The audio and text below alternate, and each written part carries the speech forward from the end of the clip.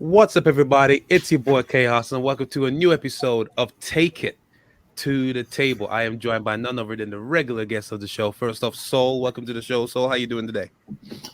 Very well. I was absolutely gutted last week. You know, the best in the world, CM Punk injured Oof. off TV. Yeah, we definitely know. Sorry, I might tear up in a minute. Oh, God, give me a minute. I understand. I could give you. I wish I could give you a hug. Trust me, it was demoralizing when we saw that, but we might forget your 2 cents on that in a bit. And of course, last but not least, the controversial voice of the wrestling world. We have none other than Ignacio. Welcome back to the show, sir. How you doing? Pretty good. Going off of what Soul said, when it rains, it pours. So we had Cody, first we had Punk, then we had Cody, and then is it Bryan Danielson too that got injured? He's off for like 2 weeks. Yeah. Wow, 2 weeks. Okay. Well, Matt Cardona as well, Deathmatch King. That's another shocker. Oh, Cardona's out as well. Breaking news. I did not know that. Yeah, he's got a pay-per-view title defense tonight as well for the NWA Championship. So who knows what's going to happen with that? Wow. It was going to catch up to him with all the madness that he's been doing. Cares? So gives a fuck. Fuck off. Don't get me started on the NWA title. No, we ain't going to do it. We ain't got time for the NWA title for sure, definitely. But other than that, we've got a jam-packed episode today. Obviously, we're going to be talking about, well, as of this recording, the AEW Battle Royale is due to happen tonight. And the person that wins that is going to face John Moxley later on in the show. So we're obviously going to give our picks who could possibly win that Battle Royale and what possible outcomes, because right now it's so open field. It's really exciting. So it's pretty cool to see what's going to happen. Obviously, Soul and is going to be talking about the goings on with the latest twist in the story regarding the Judgment Day. And was it a good move? Do you think it was a bit too rushed, or was it a good idea, bad idea, all that kind of stuff? Soul and Ignacio is going to give their 2 cents on it, and also Ignacio thinks that a light heavyweight division could possibly work in AEW or WWE. So he's going to delve into that and give his reasons why he thinks that. So yeah, like I said, jam-packed episode. But yeah, without further ado, let us take it to the table.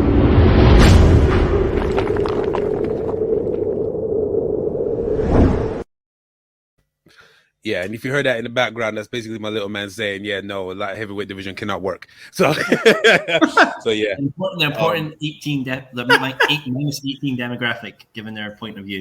Exactly.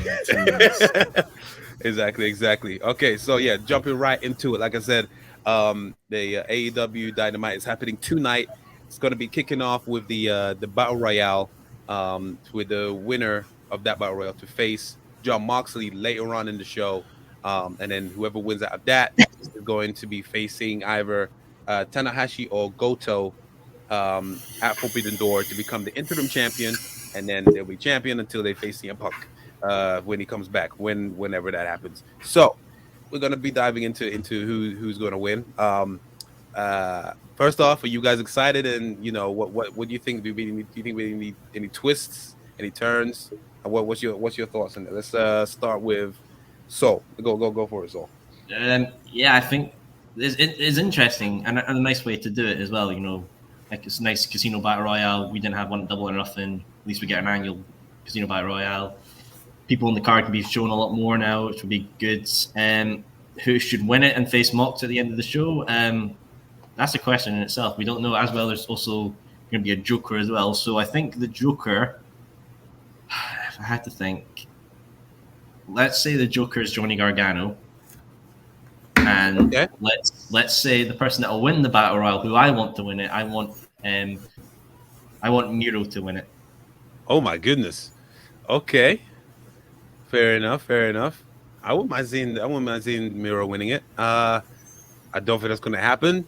I think I'll leave my opinions or my thoughts of what's going to happen on that. But what about you, Ignacio? What do you think? Who do you think? What do you think? Who do you think is going to be the Joker, and who do you want to win? Well, first off, given that Tanahashi and CM Punk were booked for the main event to to face each other for the title. I think on the other end, for sure it's going to be Tanahashi. I don't think it's going to be Goto at all. But and plus, I think Tanahashi is going to be in the main event. He has more, in my opinion. I may be wrong because I haven't really followed New Japan maybe in the past 9 months to a year or so. It's just here and there.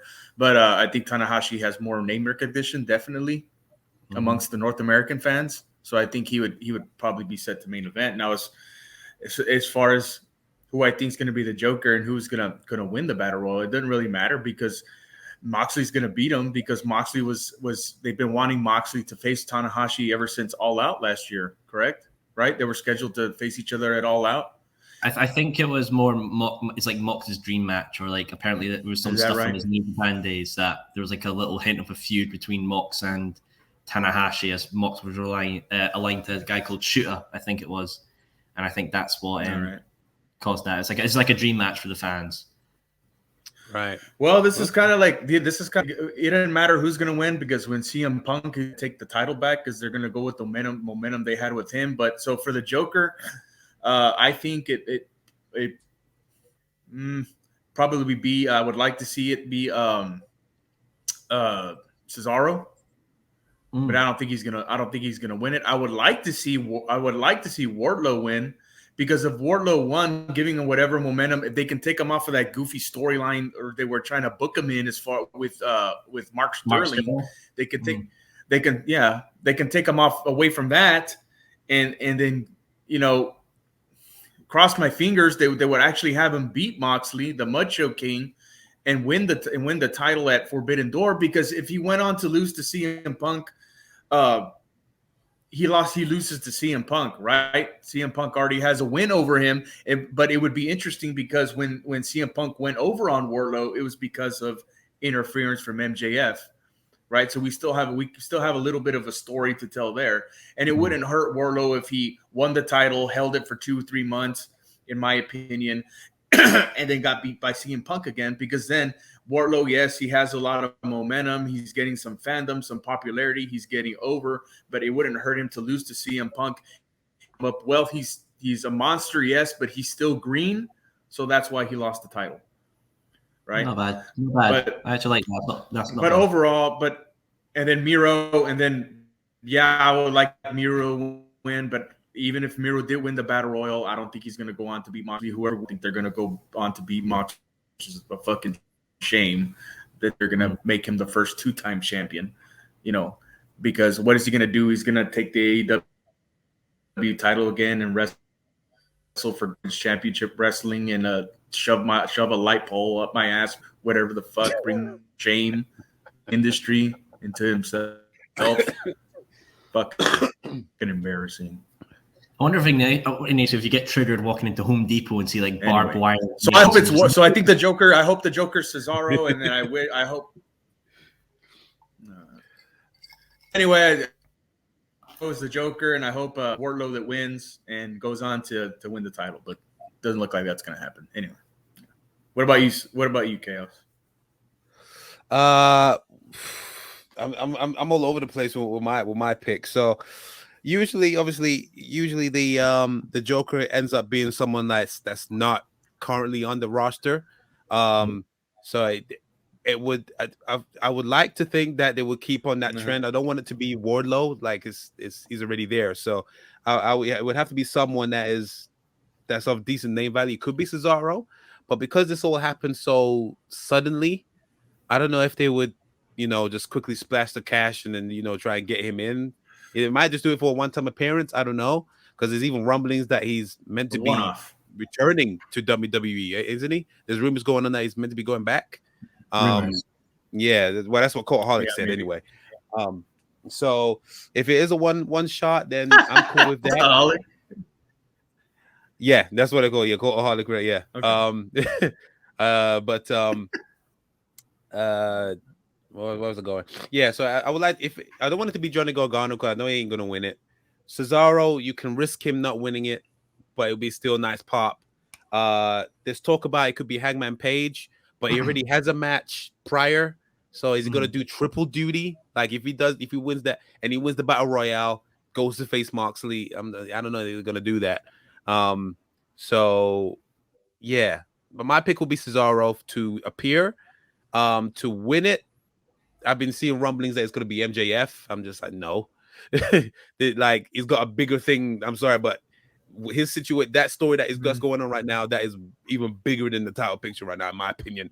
I don't want him to interfere with that and do a whole similar thing that he did what CM Punk did when he did that. CM Punk did that already when he took the WWE title for 2 weeks, which I think that was stupid of them.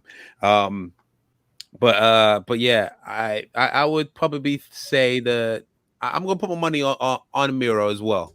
I'm gonna say Miro to win the Battle Royale, but John Moxley is most likely gonna be the first 2-time AEW champion. Unfortunately, because it screws out Wardlow, because Wardlow was number one contender, and then they just erased that and say like, yeah, don't worry about that. John Moxley's number one. So I feel bad for him, but he's just not ready yet. He's just not ready yet. So yeah, I'd say Moxley to win it, and then it's gonna be CM Punk versus John Moxley. They're probably gonna get screwed over by who they feuding right now. They're Acclaimed, isn't it? Oh no, is it? No, they're feuding with Jericho's Association. Yeah, that's it. Sorry, no, I was thinking of. I just watched Dark, and that's what I'm thinking of them. Oh right, Jerkoff Appreciation Society. Basically them, yeah. So they could probably interfere with that, depending on how long CM Punk is going to be out. I don't know. There's no time frame. So yeah, that's my pick. I'd say that John Moxley is going to win.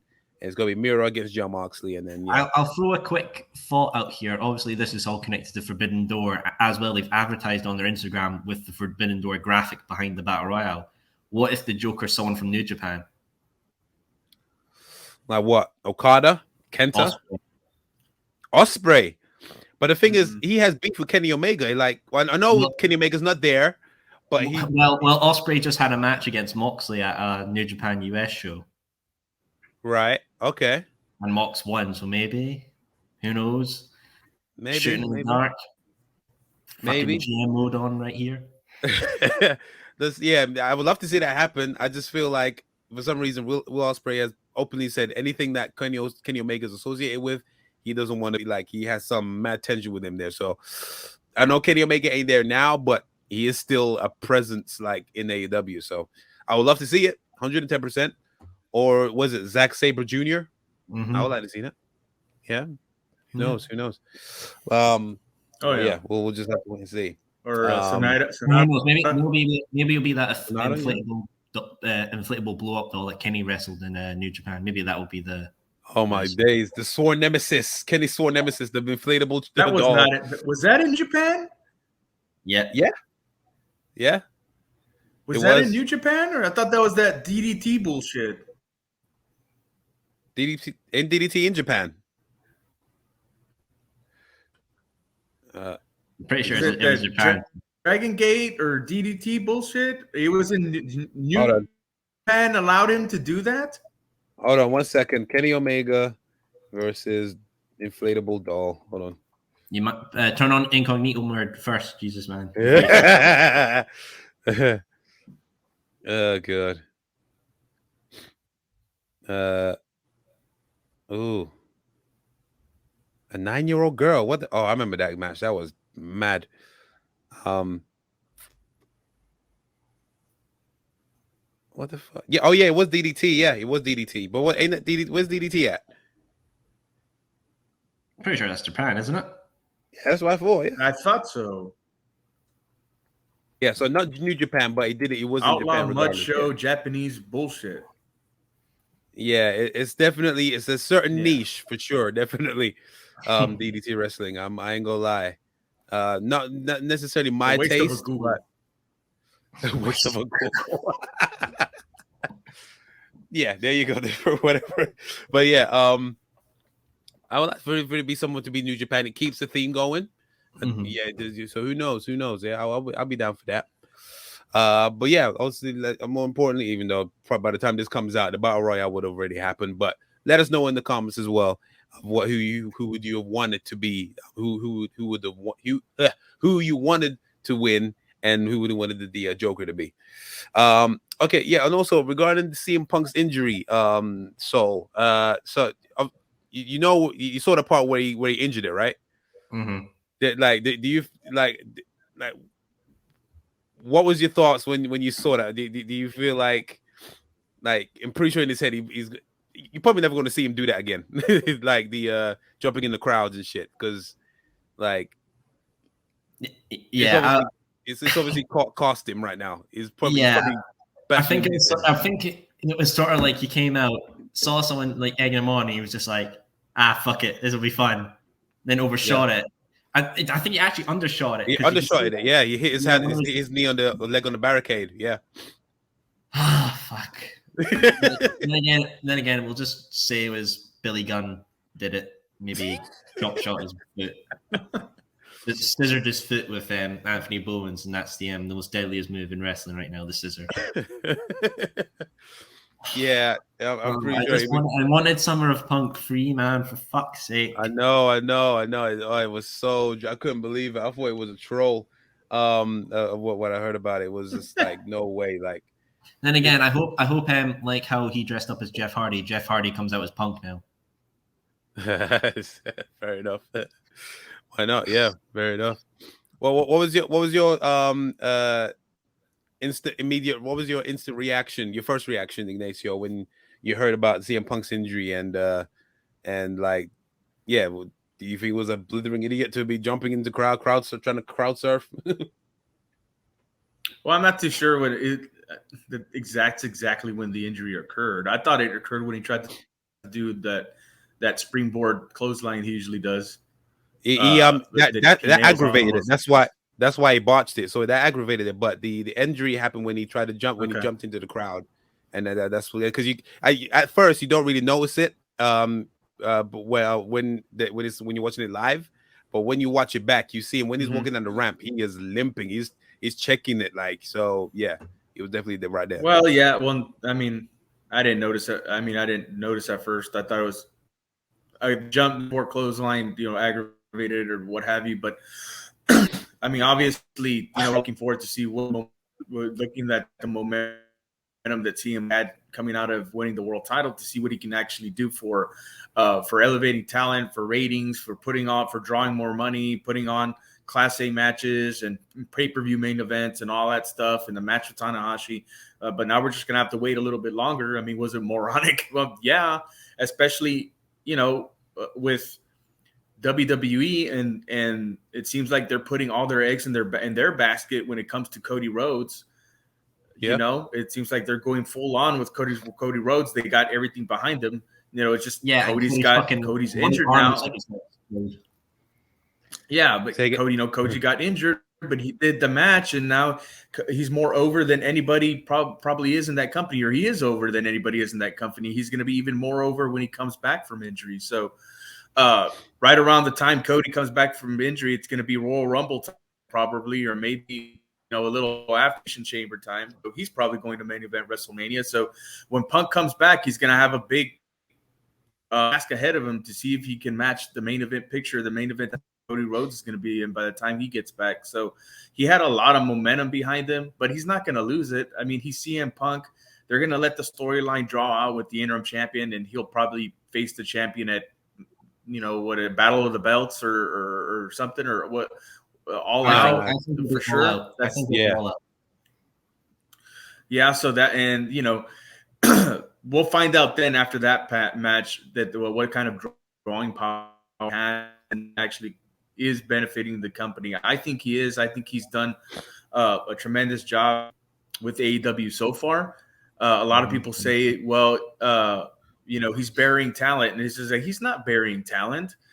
Everybody he's wrestled with is that he's elevated. What do you expect him? What they had plans to make him the champion when he came in. It's just they probably did it earlier than what was expected.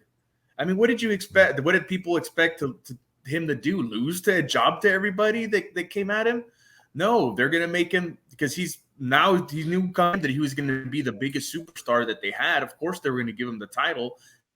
He need to rack up wins, and everybody that they put him with, he's elevated.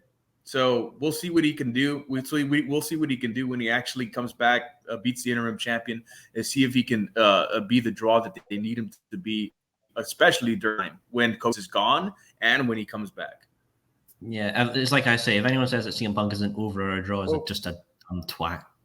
Yeah, of course. No, he's hella over. He's like the biggest draw. Like he's first, and then MJF is second. Simple as. There's no question about it. And I think it will be over. Well, depending on what they give him, but I have more trust in AEW than anybody. Like for him to be in more meaningful storylines as well. So I got more trust for AEW than our fucking government. That too. So you're saying that going on WWE side regarding Cody Rhodes. So you're saying he's most likely going to be showing up by a Royal Rumble, possibly winning it, and probably going to see Roman, because from what the promo that he did last on Monday, it sounded like he's ready to try and go for Money in the Bank, and then it's like, bro, that's 4 weeks away. I don't think you're going to be trying to. We can't imagine seeing you climbing ladders and crashing through tables. No. I mean, guys, who knows? Maybe that tattoo's got mystical powers and it'll just heal him up straight away and then disappear. Probably. But yeah, it was really they would hope. Oh yeah, 100%. If WWE could get away with it, they would definitely put him up in the Money in the Bank. But just yeah, get him like a fucking forklift and like Judy Bagwell have him lift up into the briefcase. Like, yeah, I got it. Fucking hell. No, I believe he was having surgery today, and he'll probably be out like a minimum of 6 months. I would think so. Yeah, them things do not heal quick. Like just ask Triple H in that great match at Crowd Jewel against the Brothers of Destruction. So yeah,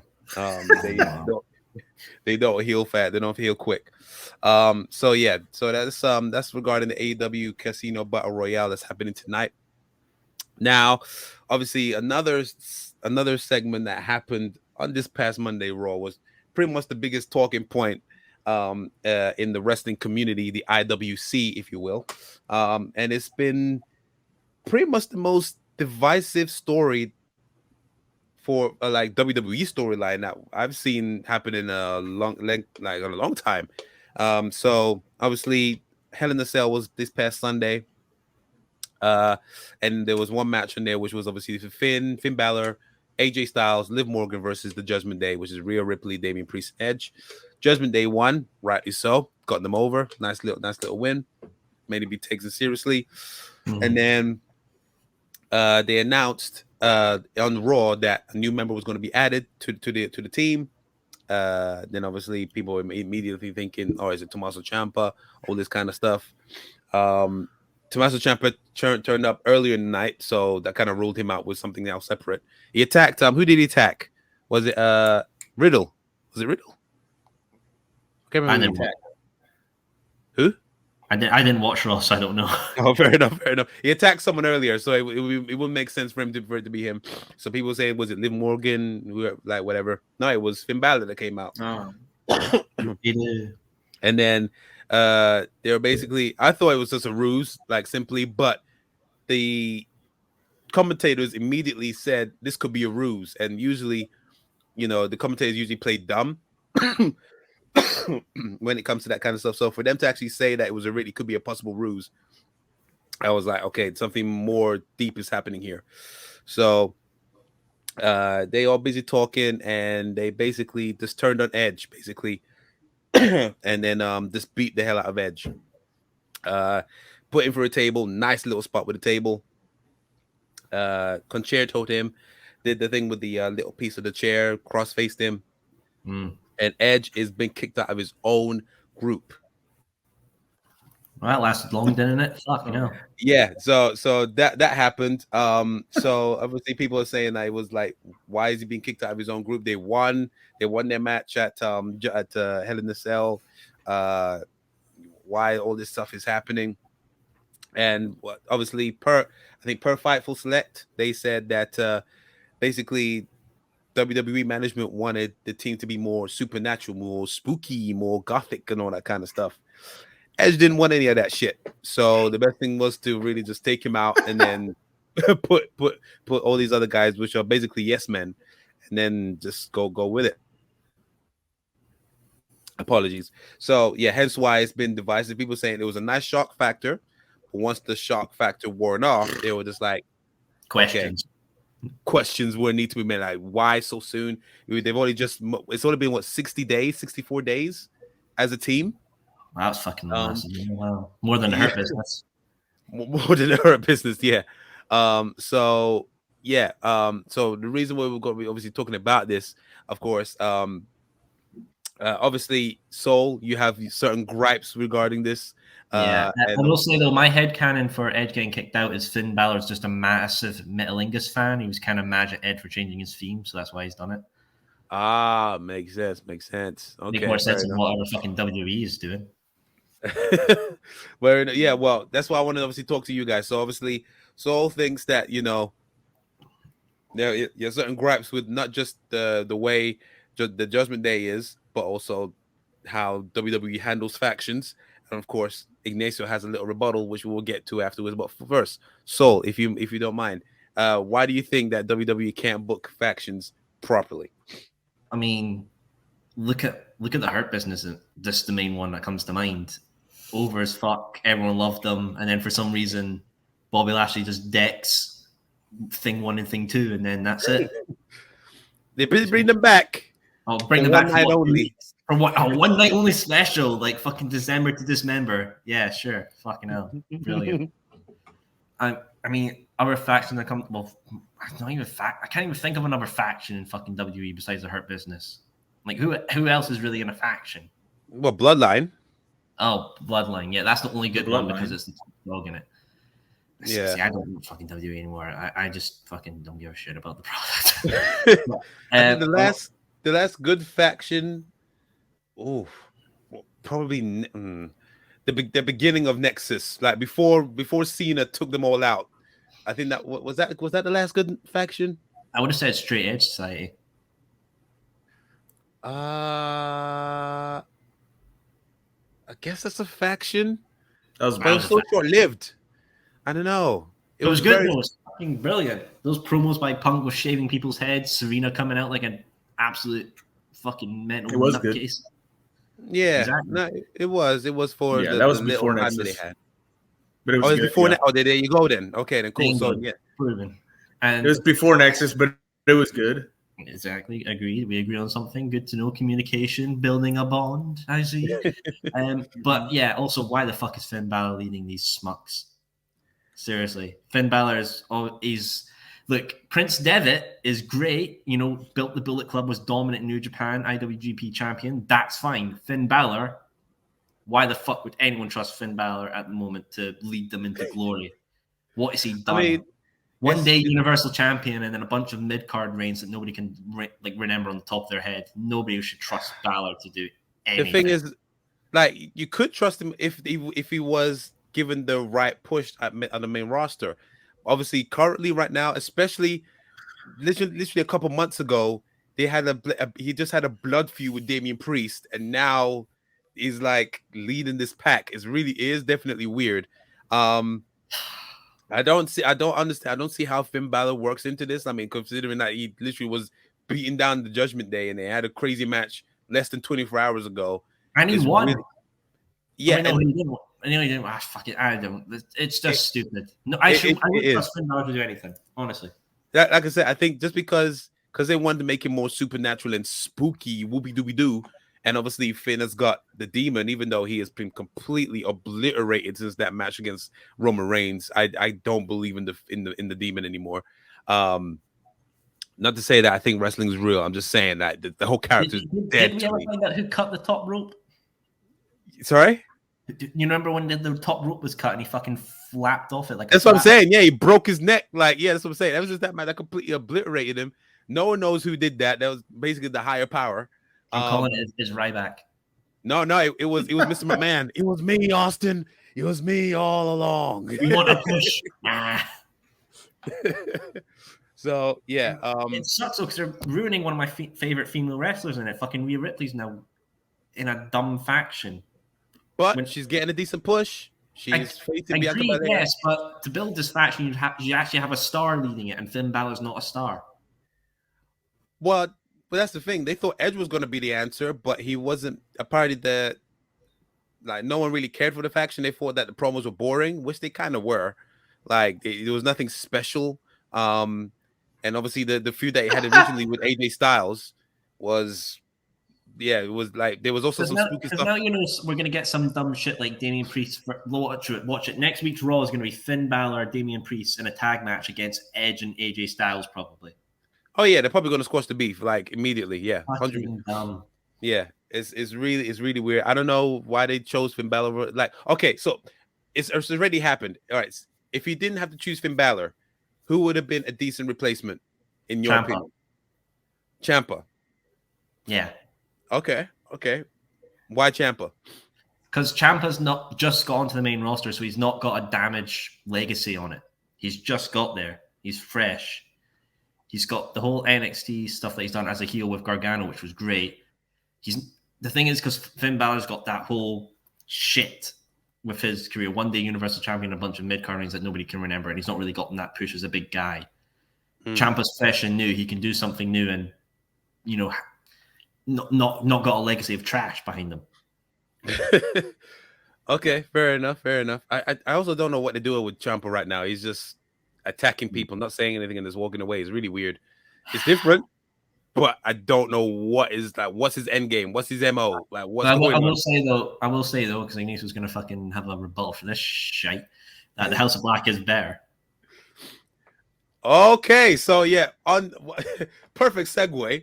So, so obviously, we can all agree that the Judgment Day didn't really get that much of a chance. It pretty much died on arrival. However, I believe Ignacio thinks it actually does work, and he wants to obviously delve into why he thinks the Judgment Day works and his thoughts on the House of Black. So, if you care, Ignacio, what's your thoughts on Judgment Day and House of Black? Is he still there? Well, first, factions in general can work. It's just the way they're booked and presented. How's that? They work in AEW. Well, like I said, factions and factions can. It's just the way that, I mean, with the bloodline, but WWE's there. We see it with we see it with other factions. And another one was what was her name?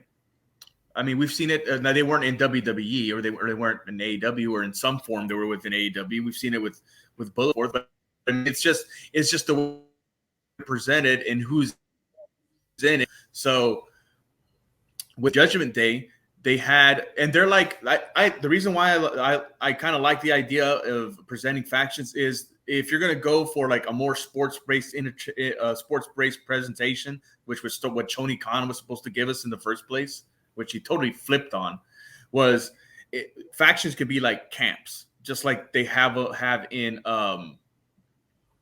UFC, boxing, so forth. They have camps. You got the American Top Team. You got what are they called, the Brazilians or the Blackzilians or what have you. Yeah. So you got camps, and that can work. It's just the way you present them.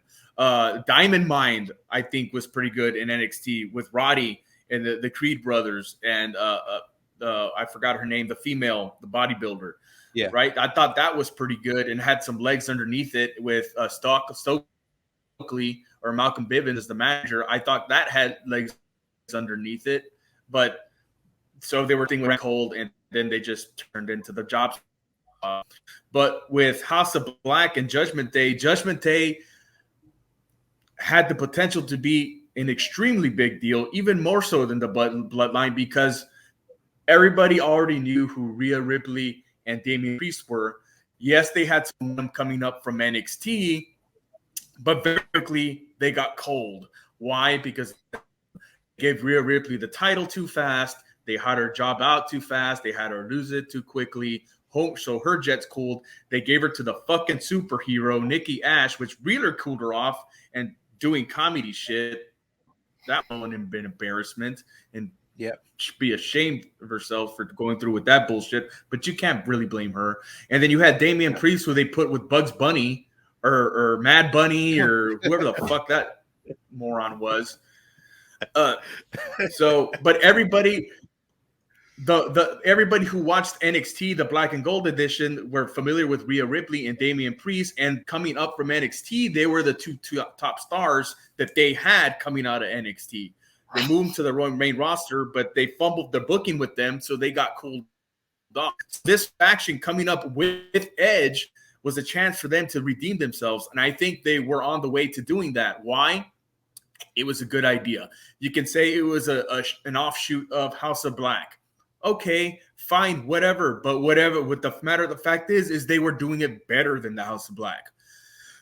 2 weeks after Damian Priest joins Edge, the lights went, I think, what was it, when he was facing AJ Styles, the lights turned off and he kneeling down, coming up with the vampire teeth. Well, now we know it was Edge who put his foot down and said, fuck that shit. We're not going to do that hokey, supernatural, teleporting from one part to the world of the other bullshit or that vampire crap. Okay, we're going to make this real. We're going to make it believable. So that's what was coming out of it. You got a faction, a group with a legitimate leader, multi-time world champion, somebody with the Brood, somebody who was with the Brood, had name recognition, somebody who everybody enjoyed watching in Edge, somebody who is legitimate, who is great on the mic, who can cut the promos. You know, because Rhea and Damian, they do okay promos, but they're still green. But Edge was their mouthpiece, right? And Edge doesn't need to wrestle all the time. He can come on Monday nights or Friday nights, cut the promos, and let Damian and Rhea talk now and then do the footwork in the ring, which was what they were doing. So they had some momentum going. They were coming off as real, fight their goals. We're here to recruit those who have been listened, those who want to win titles, win championships. So there were who had a real leader, a legitimate leader who identified their goals, and they had some momentum going. Now they get rid of Edge. You get rid of Edge, you get rid of the whole Judgment Day. It's nothing anymore. You talk about placement, there is no Edge. He was the whole Judgment Day. Finn Balor, yes, he came up with the Bullet Club or came out with the Bullet Club, but that was years gone by. And I know people remember him in the Bullet Club, but Finn Balor isn't the promo that Edge was. And that was the big thing about the Judgment, was the Mo's and Edge's promo work and his believability, right? Because he came out and he talked, and WWE has a major issue with making their promos and it's too long. That was the only issue with the Judgment Day promos. It's they were too long. Other than that, Edge had great mic work, and they were coming off as real and believable, and that's why they were better than the House of Black, because the House of Black comes out, and Malachi Black isn't a great promo. His presentation was good when he was a solo, but House of Black, it's not good. It's hokey. They haven't identified what their purpose is, why they're there, who they are.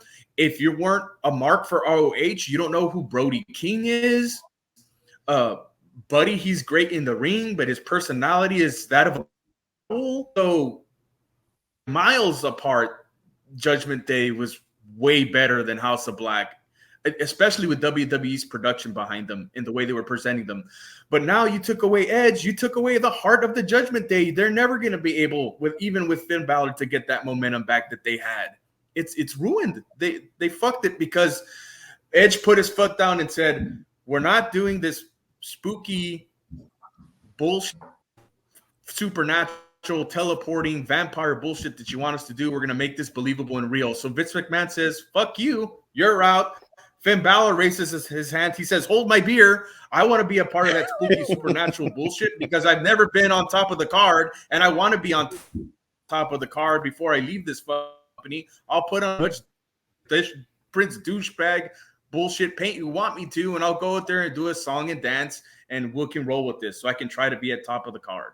They fucked it. They fucked one of the only things they had going. Fair enough. You know what?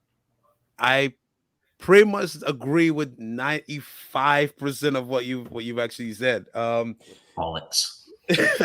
Nah, hear me out. Hear me out. Now, obviously, in terms Right, of first of all, just because Ignacio, you were talking a lot of shit there, I just gotta fucking freshen up the place a minute. wait a minute. So hold on. So, so I agree in terms of the presentation. Judgment Day was more. Their intentions were more clearer than House of Black. Even now, I'm not even sure what the end game is for House of Black. I love the presentation, like the entrance. Like, remember, they had the entrance first. Judgment Day basically copied and pasted House of Black's theme, but just turned it purple. House of Black done it better first, and they do it better.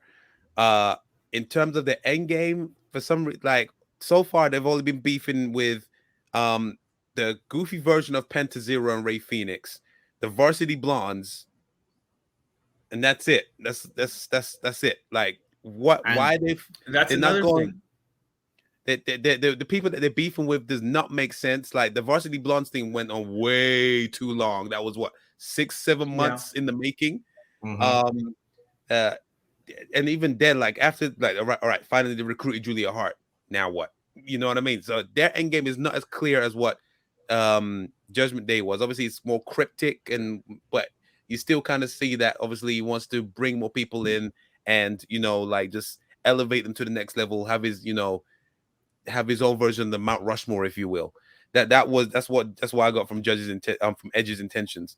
Well, yeah, once you remove that and you just put Finn in there, it's right now just any other team. Like it's like there's not a team that you should be fearing. With Edge in there, there is a team to be feared because he's a Hall of Famer, he's a multi-world time champion, he's the ultimate opportunist, he is a dirty guy. Like with Finn, there's no fear factor unless you piss him off so much for weeks upon weeks upon weeks upon weeks, then he eventually brings out the demon. But even that is completely the mystique and the fear factor for the demon is completely obliterated now. So yeah, where does it put Rhea Ripley and Damian Priest? Like there's no one to really feed for them to feed off of. They could have feed off of Edge, but now you got Finn. I mean, where's the inspiration? You know what I mean? Well, you brought up a good point. Then look who they first House of Black with, and look who they first programmed Judgment Day with. AJ Styles. Who's a bigger universally known star than AJ Styles in Japan, in Europe, in Mexico? TNA, Impact, WWE, multi-time world champion, probably the modern day best wrestler that's in the business right now, other than Bryan Danielson. AJ Styles. AJ Styles is another one of those guys that's probably impervious to burial. I mean, it's AJ Styles, so they book Judgment Day against AJ Styles. They book him up against a star. House of Black, they book him against the fucking blonde, however long it was. I gotta say, I'd rather listen to Amber Heard's testimony right now. Oh, okay, all right. So what's your rebuttal then? So go on then. What's your Well, it's simple that the House of Black can be a big faction because they're building off tarot cards. Each member of the House of Black is a tarot card, as Julia Hart is the Tempest card. So I don't know if you know tarots, but there's multiple tarots. There's the Fool. No, yeah. And you know who else doesn't know? You know who else doesn't know tarots? The million people that watch AEW every week don't know. They're just uneducated twat, pretty much. I mean, it's very subtle. But I mean, like it's definitely not the forefront. I understand they use the cards and all that stuff, but you don't see it as their real forefront, like of their presentation. They just obviously say cryptic stuff, and then they fade into black, kind of thing. You know what I mean? Like they never mention like what we're gonna look to go for the tag team titles. Like the reason why I think it's taken so long is because with Tony Khan and AEW, they like to see something out. They don't like to abandon things most of the time. And it's because Ray Phoenix has been injured for that long, ever since the injury. So that's probably why it's taken so long. But now they've got great guys, and their aesthetic is, like you said, is fucking amazing. And I didn't know who Brody King was before ROH. I just remember everyone being like, "Oh, he's gonna sign. And then when he's debut, I'm impressed with him. Big fucking guy who does like the roll into the corner when he's charged, and that's fucking impressive. I like the guy. I think he's awesome, powerhouse, and honestly, it's better than Judgment Day. It's fucking fun and aesthetically pleasing as well. You know, obviously, like I agree. Presentation wise, in my opinion, House of Black wins. Just everything else, Judgment Day is kind of 1.0 Judgment Day kind of was a bit better because obviously you had Edge, you had the mic guy. Aleister Black wasn't always a mic guy, even when he was in NXT. Like he was bit more better off being the silent type. Sure, he can handle himself. I think he's intimidating on the mic. I think he's very intimidating. I think he's intimidating on the mic. Fair enough. Fair enough. Very soft-spoken cult leader I get off him. And then Matthews I get is like the guy who could be volatile as quick, but sharp-spoken on the tongue. And Brody's just, you know, kind of like big mean guy who talks very nasty words, but can have sort of like an intellectual tone to him as well. Yeah. And then Julia, like just hearing Julia on her promo from when she was different, you can clearly tell there's a difference. It's not just same person. It's very like a brainwashed subject sort of talk I get from her. Yeah. But obviously, I know, like you just mentioned, there's like obviously they've put them who first with, you know, the Varsity Blondes, and then they put them with the mask guys of Evil Uno, Dark Order, 10, and Fuego. I understand that, but that's just it's hot shotting. I think with Judgment Day, you hot shot them in with like a big name, AJ Styles and Liv Morgan and Finn Balor. Could you get any more of a random mix-up group? But then with AEW, you got Varsity Blonde, which was a tag team, which has been established, and then you've got with Death Triangle, that was established of who they are, and not just a hot shot throwing 3 single stars into a trios match. I still think it's better than Judgment Day or anything not fucking anything that WWE's done. Fair enough. I mean, as I said, regarding the 95% I agree with obviously Ignacio is that I agree that Judgment Day is a bit better in terms of obviously the presentation, but I mean in terms of like, the promo work and whatnot. But yeah, to say that the House of Black outright sucks and everything, that I don't necessarily agree with. Obviously, in my opinion, they've just been dealt a bad hand in terms of the people that they're feuding with. They just feel like not necessarily bullies, but obviously they're trying to lead this cult, and then they started off with like people from high school wearing varsity jackets. It's really odd. You know what I mean? It's just really weird. But hopefully we'll get more serious. Maybe they're waiting until Kenny Omega comes back, and then they finally debut the trios titles.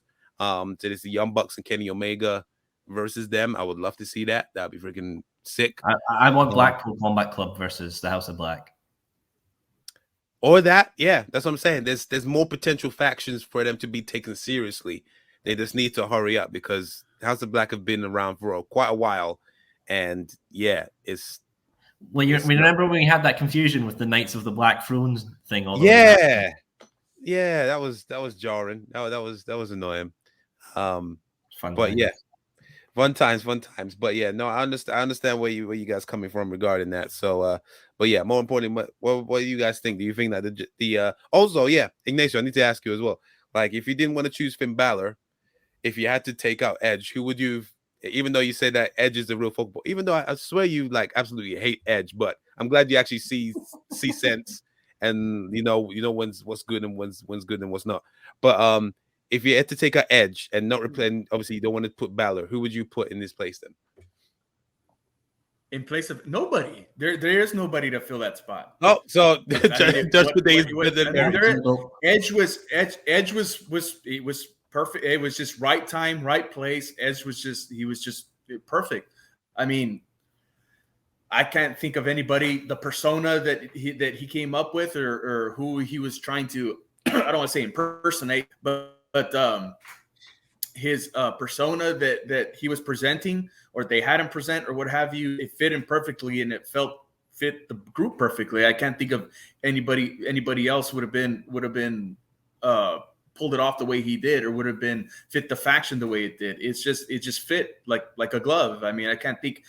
Somebody mentioned Ciampa. I mean, I'm not. Ciampa has great mic skills, but I just think the presentation would have been off because do a lot of people know who Ciampa is? Sure, but is Edge a bigger star? Absolutely, Edge is the bigger star. Oh, So yeah. that's what made it everything fit perfectly. I can't think of anybody else that could have pulled it off like Edge. How about the Undertaker? Come back for one time only, lead a faction. No, that just would, it was just that's just perverse. I wouldn't even have no. Fair enough. But yeah, everyone in the comments, please make sure leave your comments below what you think. Who you think would have been a decent replacement if you didn't have to choose Balor, and who do you think was better, Judgment Day or House of Black? I got a feeling a lot of people are pro WWE on the Instagram, Wrestling Republic's Instagram. So we all probably, you could, they could probably say if you had to choose between Retribution and the House of Black, most likely people will be choosing Retribution for some weird reason. But that's Retribution was a fucking thing. What? Oh yeah, that was beautiful. Yeah, I'm just saying. Obviously, the fan base on Wrestling Republic, they're very pro WWE. Yeah, I could have worked. Sleeping with a T-bar figure in bed. Hey, my little baby, my little puppy, the T-bar. Yeah, I bet they're the kind of people that follow all the fucking stan accounts that comment on all the lassies' arses as well. Oh, weird. Anyone see that crutch saw that 1 hour at 1 hour and 52 seconds of Hell in the Cell? Analyzing 4K definition, 40x. Oh my god! All right, so slowly moving on. Of course, we were talking about Judgment Day and obviously why WWE can't book factions properly. Moving away from all that stuff,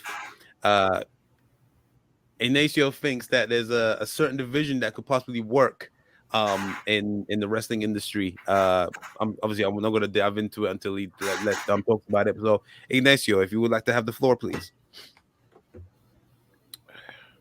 Well, I decided to watch some really good wrestling this past weekend, and so I looked at some old kind of WCW stuff, and then going into a little bit of Impact, because believe it or not, I do have the Impact app.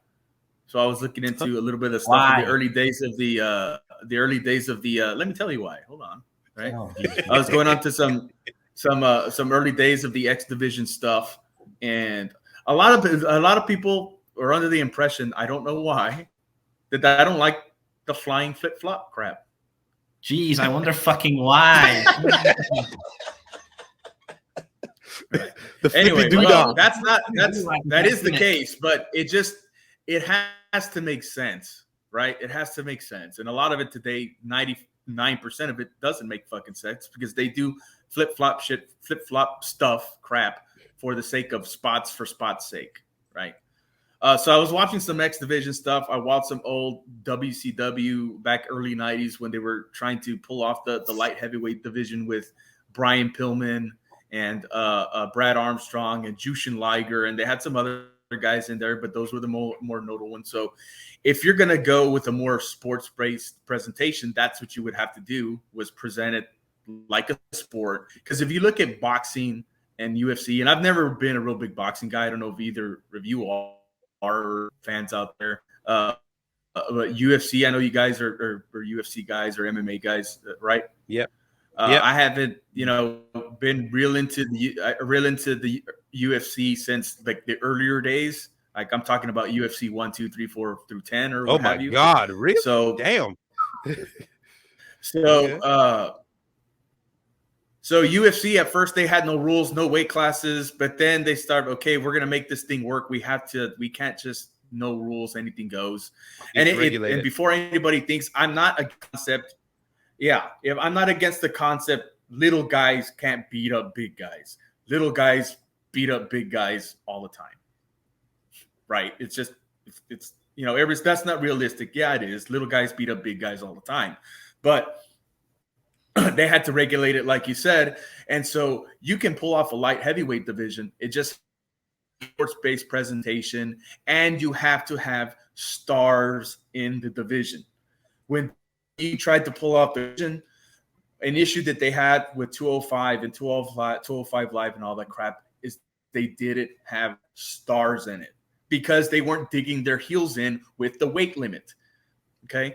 If you stick to the weight parameters and the weight limit and you book stars in division, you can absolutely make a light heavyweight division, make it work, and build stories around it. The X Division. Nobody really knows to this day what really the X Division was. I've heard Jeff Jarrett try to explain it. I've heard Jim Cornette try to explain it. Yeah. I've heard tons of people try to fucking explain it. Nobody can tell you. Yeah. The X Division was basically the emerging hybrid wrestler that we know today. The style. That's what it was, right? And then later on they said no weight limits, all this bullshit. Okay. Mm-hmm. You can pull off a light heavyweight division by digging your heels with the weight limit. You can present the flip-flop shit that makes sense in that division. But again, you got to dig your heels into the weight limit and book stars in it. So I'll go with AEW because they have the bigger roster. People would pay attention to it if you put, for example, Bryan Danielson in there. If you put Adam Cole in it. If you put Pac in it, which he was part of that class that WWE tried to pull off.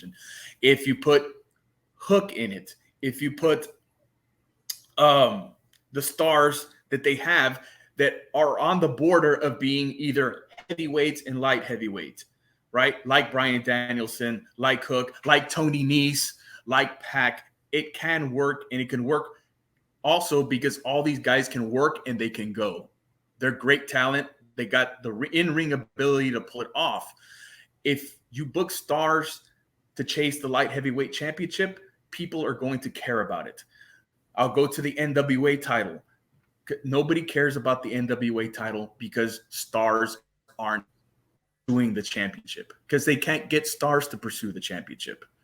If you get stars to pursue the light heavyweight championship and you dig your heels in the weight limit, you can pull it off with stories also tied to it. But the biggest story is going to be the title itself and the prestige of the title, right? And the good thing about it, if you book it right with Bryan Danielson, with Tony Nese, with Pac, with, well, shit, I don't know how much Adam Cole weighs nowadays, but with Adam Cole, they can tinker on the edge of being light heavyweight and heavyweight. You can pull that off with Daniel Bryan. You can't pull that off with Darby Allin. You can't pull that off with Jungle Boy, right? Yeah. So they're kind of stuck and pigeonholed into that light heavyweight division, but you can still tell good stories, right? It's like with boxing. I'll go back to what I was going to go before, but I trailed off. It's like with boxing and UFC. With UFC boxing, the heavyweight divisions were the top division. Everybody wanted to see the world heavyweight championship in boxing and in UFC. They wanted to see the Tank Abbotts and the Dan Severins and so forth and so on in UFC. They wanted to see Riddick Bowe, Evander Holyfield, Tyson in the heavyweight division. Well, later on, the heavyweight division just kind of the black eye of those boxing and UFC. Everybody wanted to see who was the light heavyweights, the middleweights, the flyweights, and so forth. So if you can do it in boxing, if you can do it in real fighting, you can absolutely do it in wrestling. You can pull it off. Absolutely, you could. It's just the way it's presented. That's all. It's presentation. It's digging your heels in the rules and the weight limits. It'll work, and it can replace all the fucking phony crap that we see on Monday, Tuesdays, Thursdays, and Friday nights and Sundays sometimes. Fair enough. A very compelling, interesting concept. I mean, we've had obviously light heavyweight divisions before, obviously with WCW and I believe ECW. But we haven't had them in a while. It'll be quite refreshing. AEW seems more viable, and it gives an extra division and a title for all the other people, all the guys to challenge for. Not everyone is going to have a crack at the AEW championship. Like, as much as they have good matches and good title tournaments for it or whatever, not everyone is going to end up being a champion, or they're going to get a chance. So all those people that you mentioned that could go into it, if they're not going for the AEW title, that'll be a nice little sidestep. It could be their version of the Intercontinental Championship, another workhorse title. I mean, why not? Well, that's another point that's another point I was going to get at is, and TNA and Impact, the X Division title for a while became the workers title. They may not have the promo skills, the presentation skills, or the personality, but they got great in-ring skills. That was what the X Division was made up for a while, the workers title. Yeah. You can do that with the light heavyweight title. You can still have good stories, but the focus should be on winning the championship, getting to the title. Yeah. They have the talent to pull it off. They have the talent. Absolutely. 100%. 100%. Yeah, the X Division. Oh God, I missed the old TNA. That was when TNA was. It was good. I used to religiously watch it until Hulk Hogan turned up, and then fucked everything up. But yeah, the X Division was definitely the highlight of TNA. Brought everyone to the promised land. Like, Chris Sabin, Samoa Joe. I think AJ had it. Petey Williams. What's that guy? Oh my God, is it Awesome Red? Didn't Amazing Red? Amazing Red, yes. Didn't Suicide have it at one point as well? Yeah, that's when it died. That's when it was still slowly dying. Yeah, Suicide, and then then they realized, that's a bit too much on the nose. Let's change. But was it Manic? You had, But you had Christopher Daniels, you had A Styles, you had Kazari. These guys going for this championship. It was undefined at the time, but you have the same, even better talent nowadays on the roster. You absolutely could pull it off. It's just like I said, it's presentation. It's making people care about it. And it's all in the way you present it, right? You do it the way WWE tried to do it, was giving it a segment and putting on the backboard. It's not going to work. I will say, though, I don't think AEW needs it, but if they were to introduce a light heavyweight championship, I think the first champion should be Dante Martin. Ooh, that's a. I mean, I do feel he is the future champion. But that's more achievable than the AEW championship. I do want to see him win a belt, not just a tag team belt. So he'll be a viable. I think their first. I think their first champion should be definitely a star and a more notable name, like Bryan Danielson, or maybe like Nat. We know that if they were serious about it, they would somebody like that, or maybe Adam Cole, right? Because Adam Cole's one of those who's tinkering there on the weight division, and then later on you can have guys like Dante Martin, Hook, who's also tinkering on heavyweight, light heavyweight. Ricky Starks. There's another one who tinkers. That weight limit there. So, it can work. It's just who you put in it, and it's who you put to chase the title. That's all it is. You got to make people care about the championship. If you treat it like the 24/7 title, of course nobody's going to give a fuck. Yeah. And I ain't going to lie, that's what refreshing, like you said. It would. Oop. Go ahead. I'm sorry. No, I'm just saying, and when you said about 24/7 championship, it is starting to. That's how I'm slowly starting to think. Well, it's slowly the TNT title is slowly devolving into. It's kind of slowly losing its identity, in my opinion, regarding the TNT title. Sure, obviously, it's now settled with Scorpio Sky, but there's still no clear picture, if you know what I mean. Like, there's no actual top contenders like there was before. So it's correct. Slowly starting to lose its identity, which I don't want it to, because it's a great title. Something just came. I'll make one more point real quick because I know we're running long. Okay. Go ahead, quick. Go.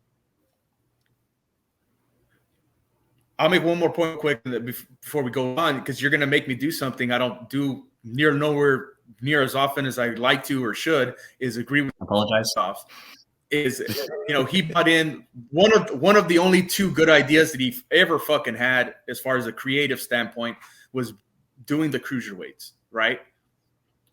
I think if Eric Bischoff, if WWCW Creative would have paid a little bit more attention to that division and feature them a little bit, it would have taken some time, but start moving them up the card a little bit. From the very beginning. I understand at the beginning they wanted to start off fast and quick. First cruiserweight match, boom, let's get people's attention.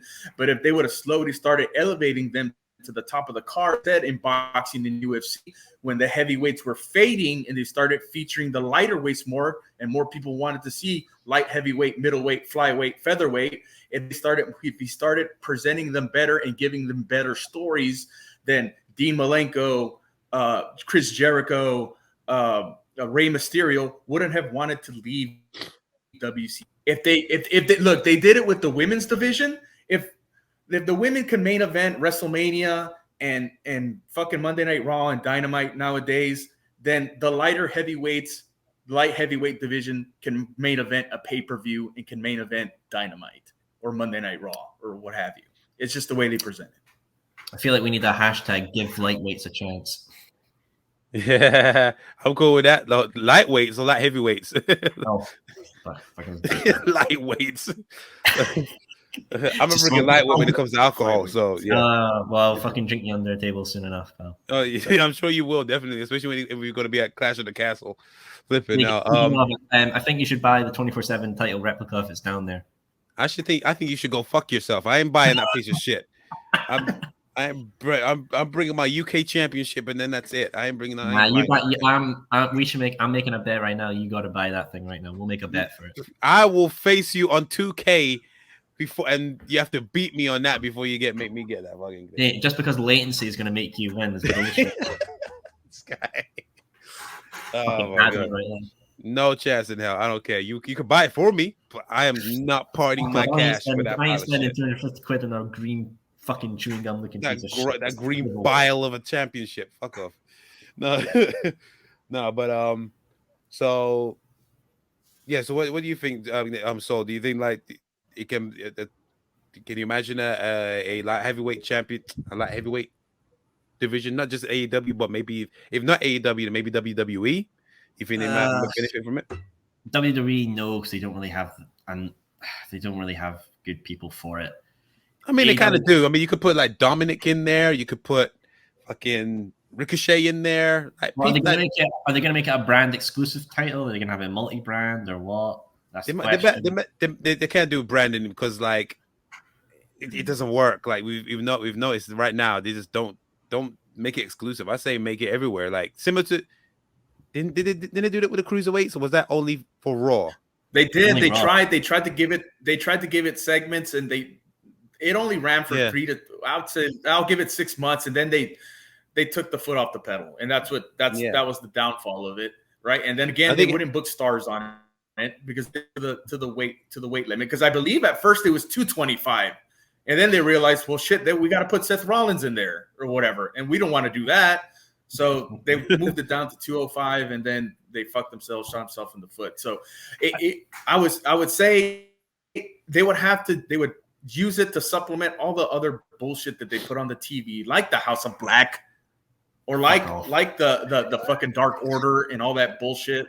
But it would supplement those ridiculous things that they put on TV. For AEW, like maybe it could work as a secondary, other title, the world a mid-card title, and then the tag, and then obviously they're going to do the free trio title as well, which that's fine. Maybe it could work. Yeah, maybe it could work. So that'll be the AEW title, the TNT title, light heavyweight, tag team, and possibly the trio. That's 5 championships. And then the women's have got just the world championship and the TBS. That's 7 titles. What does WWE have? They have now World Championship, World, Universal, United States, Intercontinental, 24/7, tag title Raw, tag title SmackDown. I think that's it. Women's Raw, women's SmackDown, women's tag team. They have like 10 titles. Yeah, we could do that. Yeah, there's not too many. That's fine. Thing is, do you include I wouldn't personally, but would you include the FTW title in No, it's not recognized. I think Taz has officially said it. Like it's not an official title. It's just for bragging rights, basically. So yeah, that was a pay-per-view. Fucking hell. Yeah, it was never recognized as a title. So yeah, no need to do that now. Fuck that. But yeah, I would like to see a light heavyweight. Me personally, I would like to see a light heavyweight division. I think it's because when I started watching wrestling, WCW was pretty much near its end, and then I pretty much basically got into wrestling when it was the Ruthless Aggression era.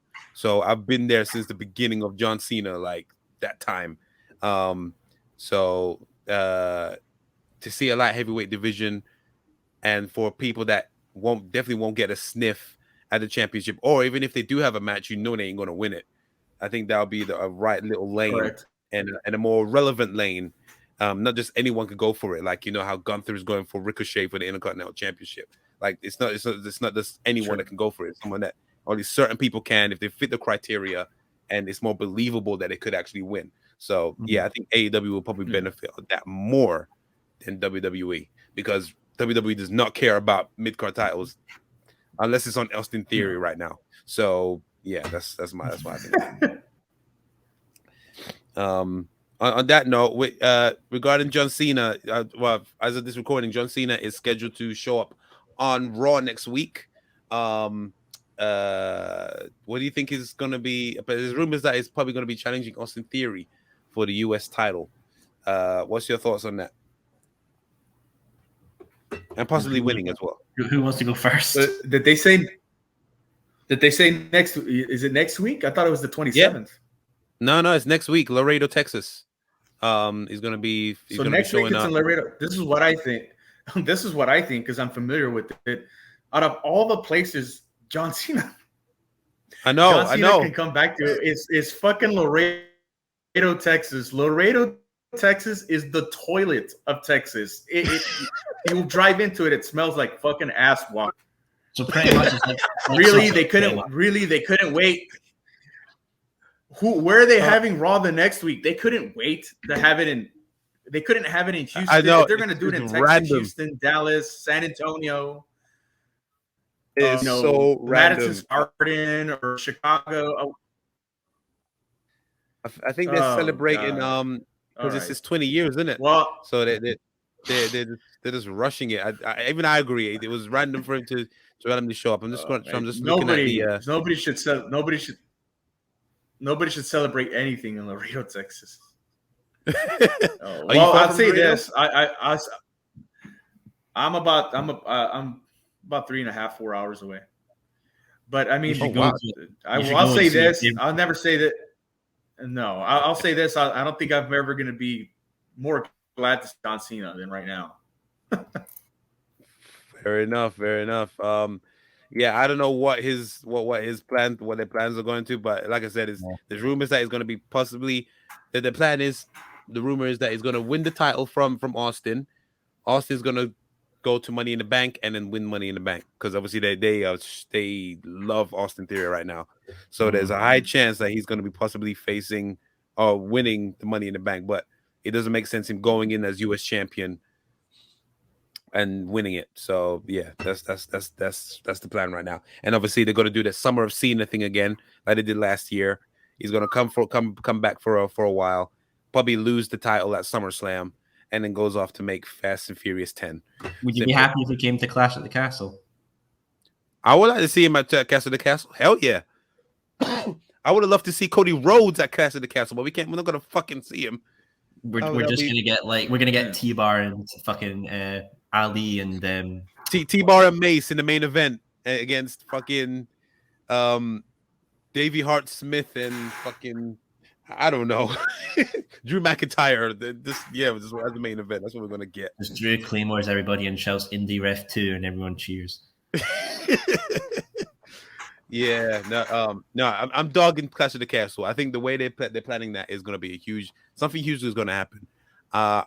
Me personally, I don't want to see Drew winning the title there. Racist. But it's more than likely gonna happen. He's pretty much spoiled it. Boo, you English cunt, boo. What the? Huh? What you want to see him to? You want to see him win it? Fuck yeah. You want to see him win it? Okay, fair enough. I just like to laugh at the English people and watch them cry in misery as I drink my pint. I don't know. It's too obvious. I think that's why what I want to see is too obvious that he's going to win the title there. But it is what it is. Whatever. We've pretty much gone on the tangent there. On that note, we've come to the end of the show. Please let us know what you thought of our topics. Of course, make sure you like, subscribe, and comment on the show. Goes a long way. And of course, follow us at Wrestling Republic on all media platforms, social media platforms, Twitter, Instagram, all that good stuff, as well as follow the Ticket to the Table crew at official_TITTT. All is welcome. All the comments, all the replies, all the hatred, all the pro WWE guys. Yeah, please come on down. We love to join in the conversations. Of course. Also regarding the next content on Wrestling Republic channel, we got the next episode of Let's Take It to WWE 2K22 is coming out soon. In the next couple of days, it's going to be the men's Royal Rumble next. We got a lot of good feedback from the women's one, which was pretty fun to do. Oh, yeah, God. Yeah, that was amazing. That was an amazing ending to that. Actually, this was basically this was Soul in that Royal Rumble. Hold on, let me see if we can find it. Here we go.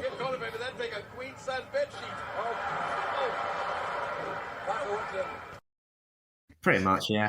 That was so yeah, be sure to go check out that video if you haven't seen it already. And we're gonna be uploading the next one soon. Until then, I have been your host, Chaos. He has been Soul. Down below is, of course, the great controversial one, Ignacio. Until next time, guys. Peace.